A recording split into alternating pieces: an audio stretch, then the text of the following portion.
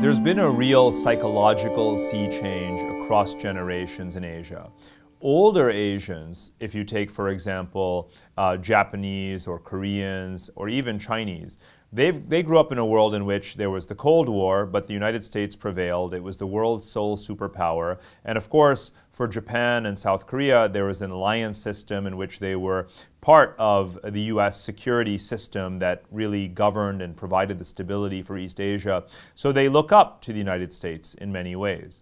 But a younger generation didn't grow up with that experience of the Cold War, and they didn't grow up with that sort of American, even post-Cold War triumphalism, because the majority of Asian peoples, or younger populations, were of course born after 1990.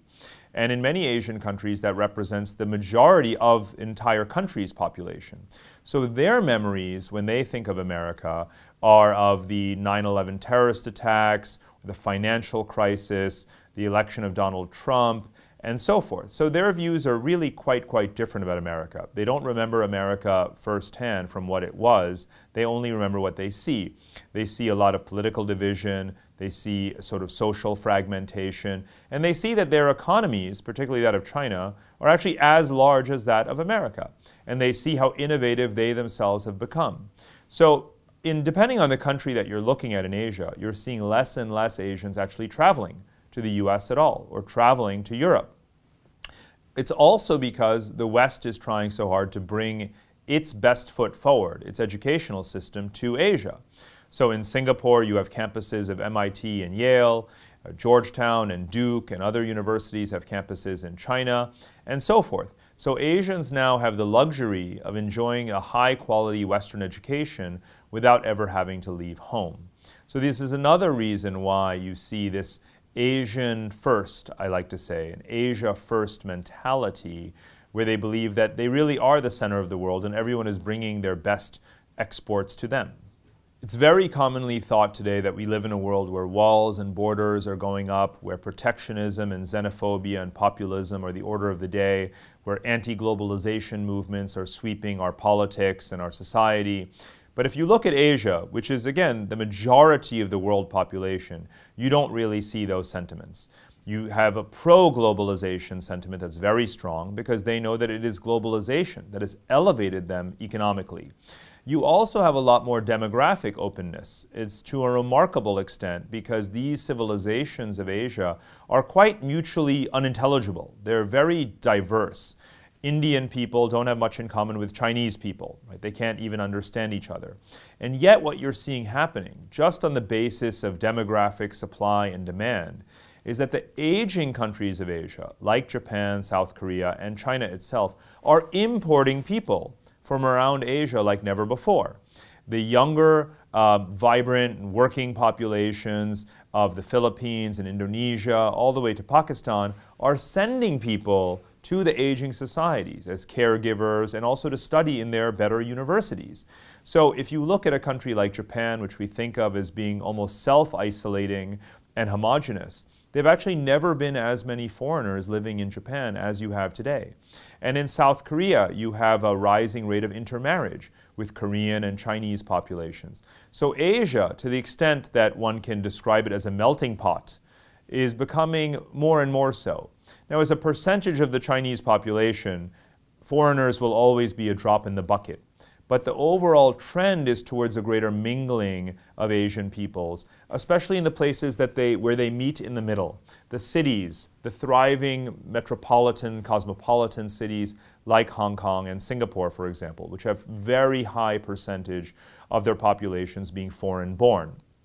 On top of all of this, because of the high growth rates, there's a huge desire among Western populations, Europeans and Americans, to go and to experiment in Asia, to be entrepreneurs in Asia, to build businesses in Asia, to serve the markets of Asia. And that means that countries are opening up to that talent as well.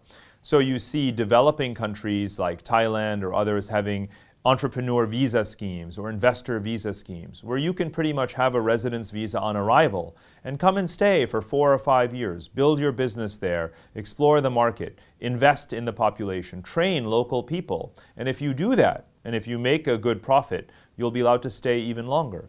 So what we're seeing is that the tenure of an expat who moves to Asia is getting longer and longer.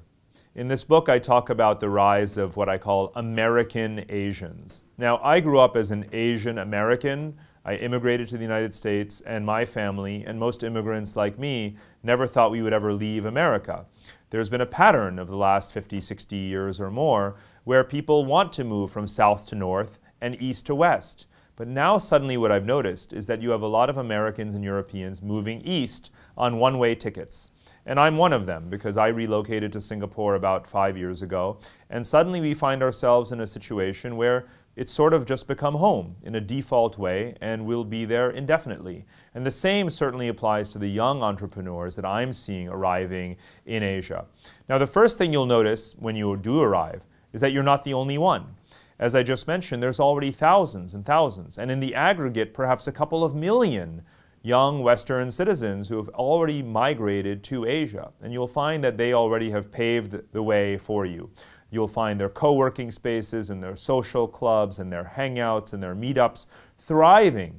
And it's not just in the wealthy cities like Tokyo or Hong Kong or Taipei or Singapore, but now the second-tier cities have become really hot tech hubs and entrepreneurial hubs because of the market size. A country like Indonesia and a city like Jakarta is not considered the most livable city in the world, but it's certainly very affordable, and given the market size of more than 200 million people, it's a hotbed of entrepreneurialism and activity.